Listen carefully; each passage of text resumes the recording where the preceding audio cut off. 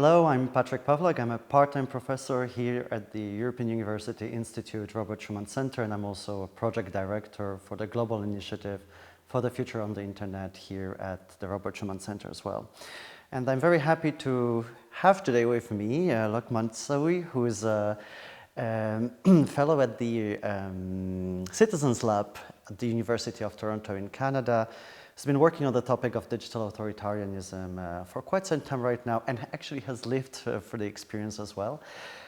So today, Chad is going to be focusing a bit on the research, but also your personal experience with the issue itself. And maybe to start us off with, could you please talk to us a bit about your journey and how you actually got to be interested in this topic? Because I understand there's a very clear relation between your research and the lived experience. Yeah, I think I first started researching digital authoritarianism when I was a student and had to write a thesis. And this is in late 90s, early 2000s. And at the time, the World Wide Web was really becoming very mainstream and popular. And everyone was very excited about the internet as a new technology.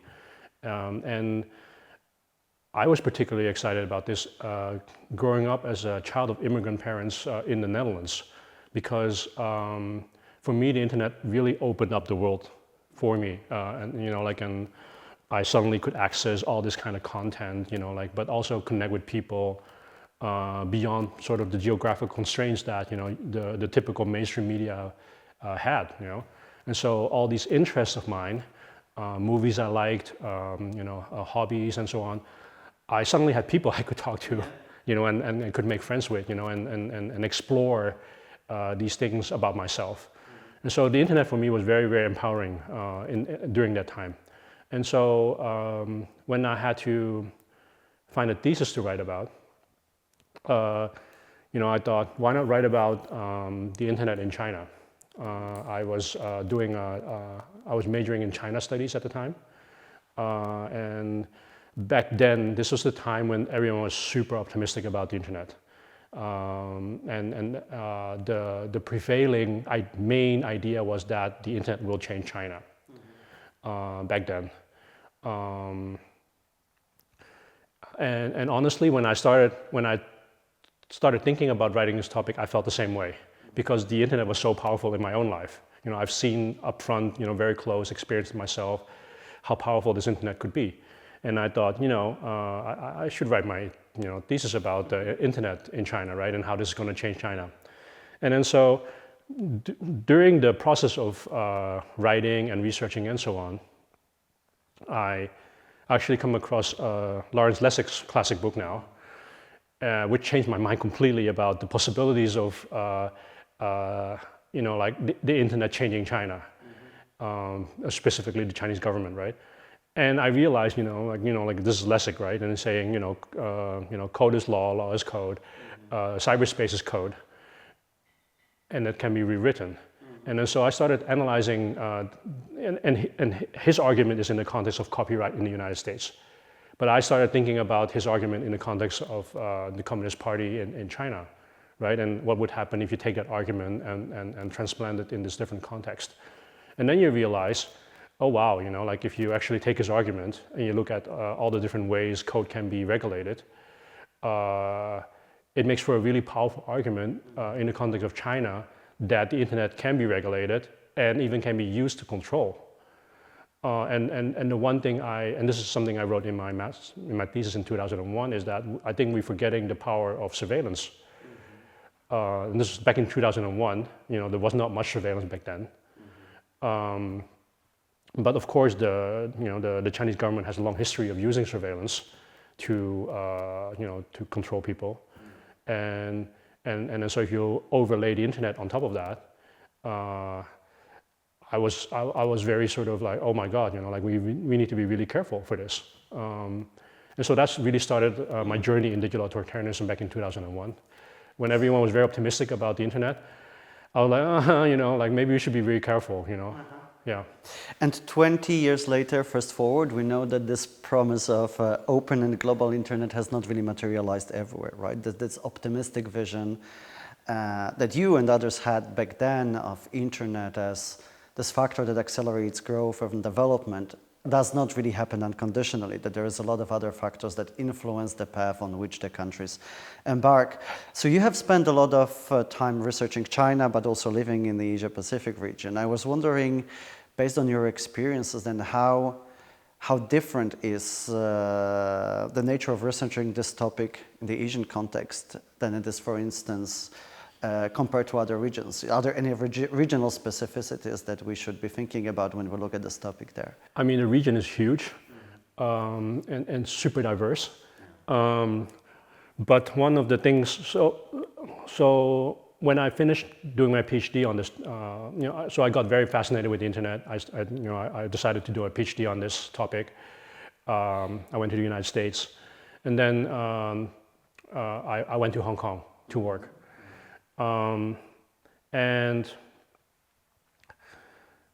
shortly after I ended up in Hong Kong, Google asked if I wanted to become part of the public policy team and specifically lead their efforts on freedom of expression. And this is 2010, and this is still a very optimistic time. This was the time when Hillary Clinton made her big speech on internet freedom when she was at the State Department. It was like around the time of the Arab Spring, and the tech companies back then were the good guys. Mm-hmm. It's very different now, I think. The opportunity to work for Google at that moment in time, specifically on the issue of free speech in Asia and the Pacific, felt to me like a dream come true. Mm-hmm. It was like, oh, you talk so much about this topic, now show us that you actually know how to fix this, right? And that was super exciting. But what working in the region, what you could see was back then already, I think the shift from, like we can ask, at what point did that all change, right? The optimism about the internet, and to the point where we are now, right? Where we're super concerned about content regulation, privacy, and so on, right? Not just in the West, right? And then so you saw that, I think you could see that in the Asia Pacific much faster than in Europe or even in the United States, I think. So let's talk about Hong Kong. You were already there. You worked for Google, and you also started working afterwards in the School of Journalism, where you were teaching. So I was at Google. I decided to leave. I wanted to teach again. I wanted to do research again. I wanted to have my own voice again. Mm-hmm. And I joined the School of Journalism at the Chinese University of Hong Kong. And this is in the summer of 2014. And I think 2-3 weeks into teaching, I get these emails from students, and they're saying, dear professor, my name is this and this, my student ID is this and this, we are going to boycott your class. Uh-huh. And I'm like looking, and I'm getting dozens of these kind of emails. And I'm looking at them, and I'm like, what's going on here? And it turns out that they want to protest. Mm-hmm. And so because, and this is in 2014, Beijing basically unilaterally decided, well, you can elect your chief executive, which is sort of like the political leader of Hong Kong, as they promised, actually.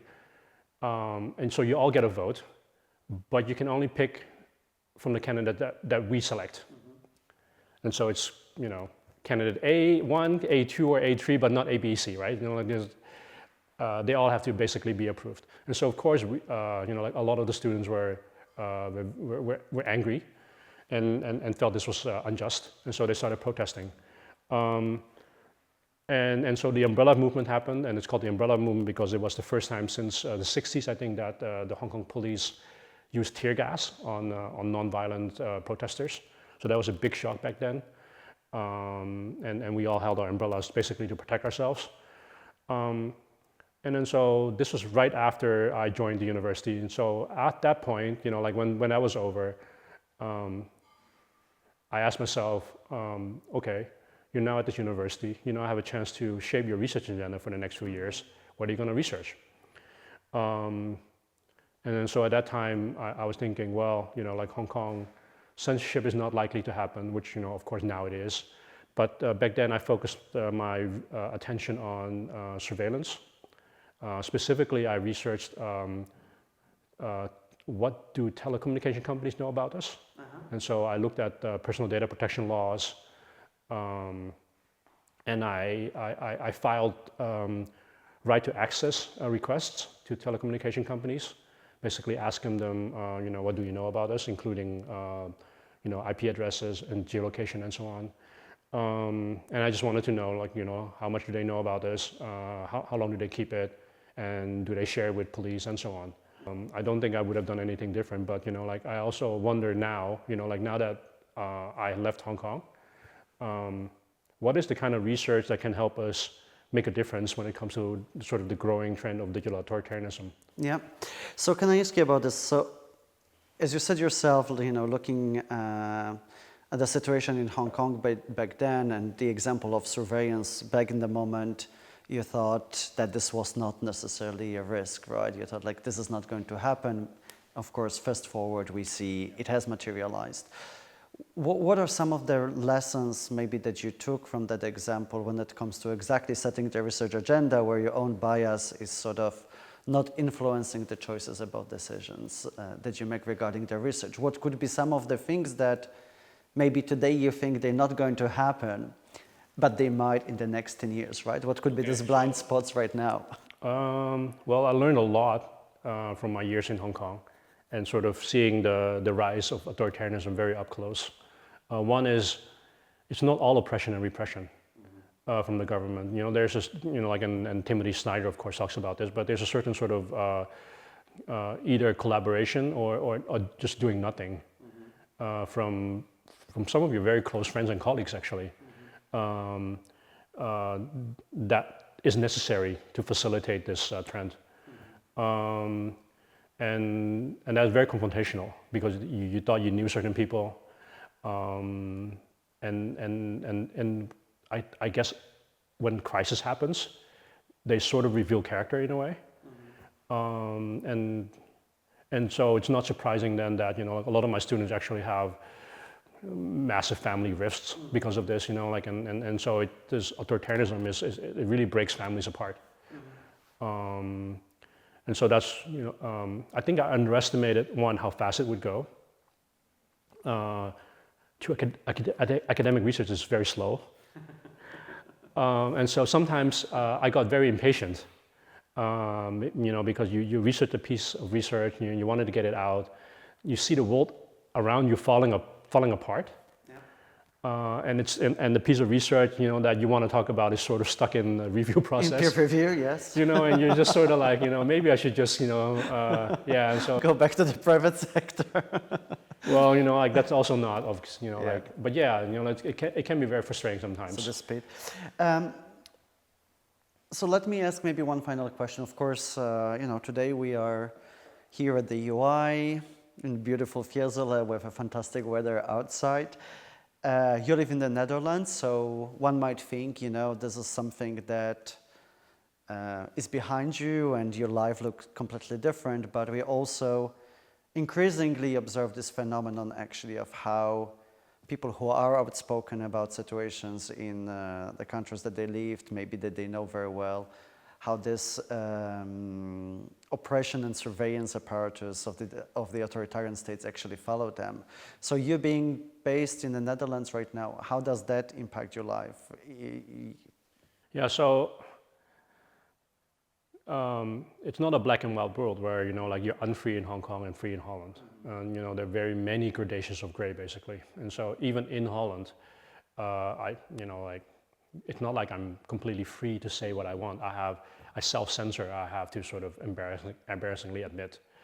And that might surprise people because I'm known to be pretty outspoken at certain things, but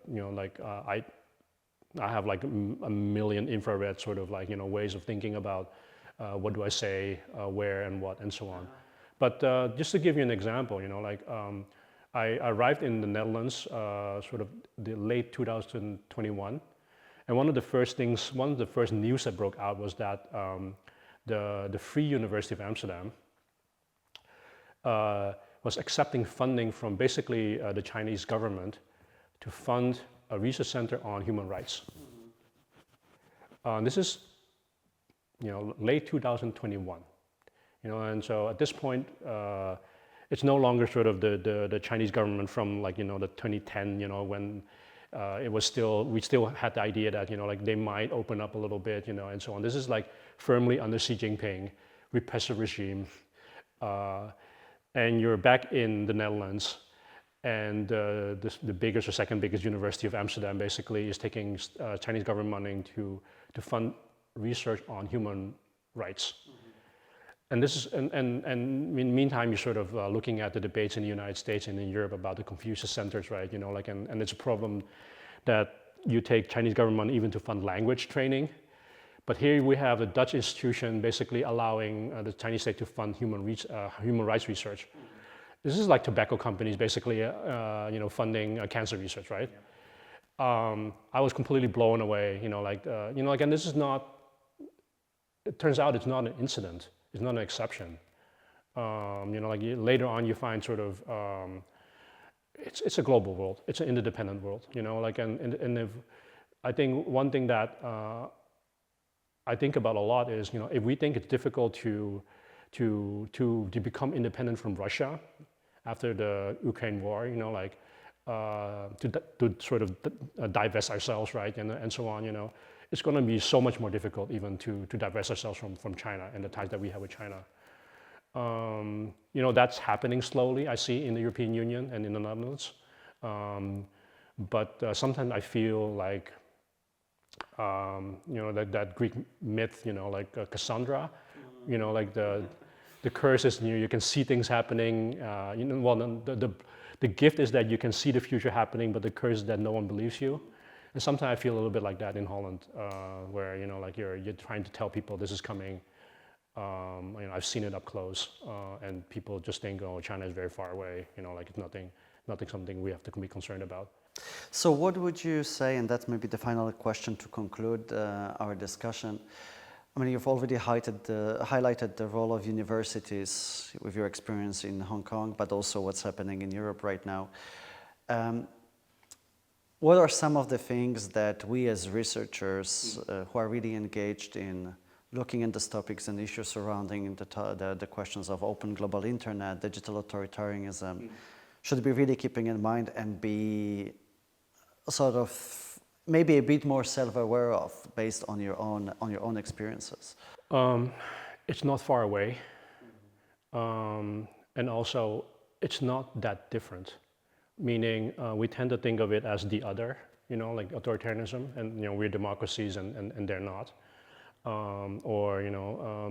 Us, like Western people, are very different from them, Asian people and so on.